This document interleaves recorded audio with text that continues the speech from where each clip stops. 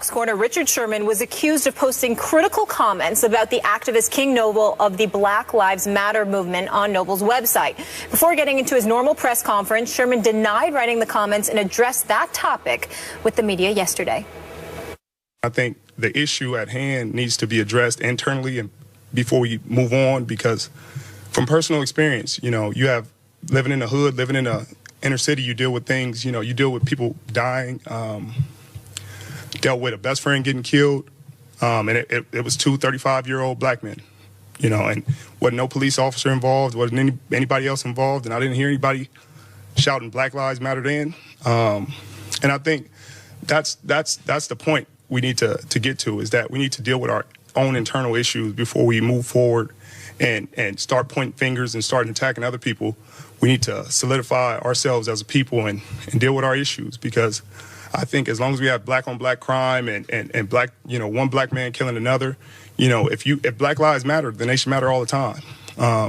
You should never let somebody get killed. That's somebody's son, that's somebody's brother, that's somebody's friend. So you should always keep that in mind.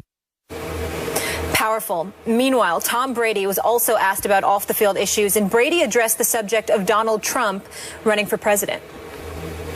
Speaking of guys who like winning, you still have the Trump hat up there. He loves winning. Have you talked to him at all? And do you have any advice for his big debate tonight? No.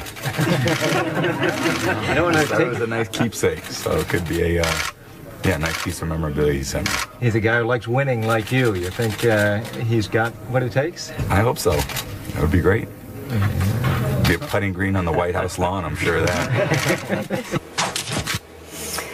Gentlemen, how do we feel about athletes letting their voice be heard on social and political issues, Stephen A? Well, I think it all is contingent on your level of intellect or your level of ignorance. If you know nothing, I'd rather you be quiet, because you don't know anything. So why open your mouth and let the world know you know nothing? If you are somewhat intellectual about a particular subject, even if you don't know all the details, the intricacies, or whatever, then I applaud what you're doing. In the case of Tom Brady, I have absolutely no problem with the support of Donald Trump, because that is a friend of his. And as a friend of his, he has a right to support somebody that he likes, because he's not hiding behind the fact that they're friends, and obviously they've played golf together. In the case of Richard Sherman, who I consider young and pretty brilliant, highly educated, I can't applaud enough what he said. I took some hits months ago, Skip Bayless, because I got on the quote-unquote Black Lives Matter movement for booing presidential candidate Governor O'Malley from Maryland, because he said Black Lives Matter, white lives matter, all lives matter. I said, why would you boo a man running for president? What do you want him to do? Ingratiate himself to 12 to 13% of the population at the risk of alienating anywhere from 66 to 83% of the population? Is just not smart on the part of a president. It's a presidential candidate. It's a numbers game. You have to be knowledgeable about that. But what I also highlighted, and I'm not against the Black Lives Matter movement at all. I understand where it originated from. I understand what they're trying to say, even though some people that have ingratiated themselves into that movement, there's some questions about that, but this is not the place to get into that. What I did say that offended folks was this.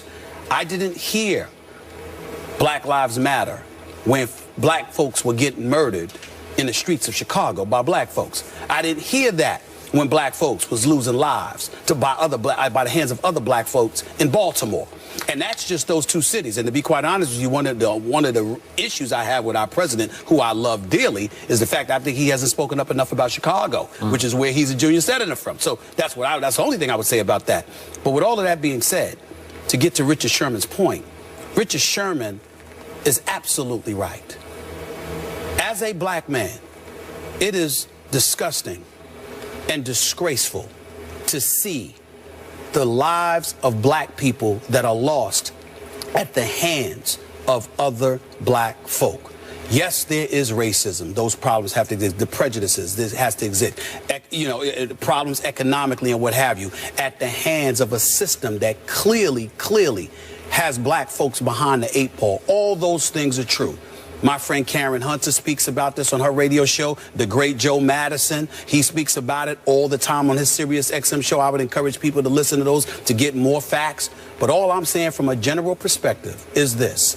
no matter what problems exist in the United States of America when it comes to black people, and that includes racism, which has not gone away, in my opinion, it is nothing compared to black folks out here getting killed by black folks. It has to stop.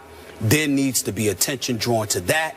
And Richard Sherman bringing that up, to me, was incredibly powerful, conscientious, thoughtful, and more importantly than anything else, absolutely, positively true. I applaud that brother for saying what he has to say. It's not to say that other people can't do their part,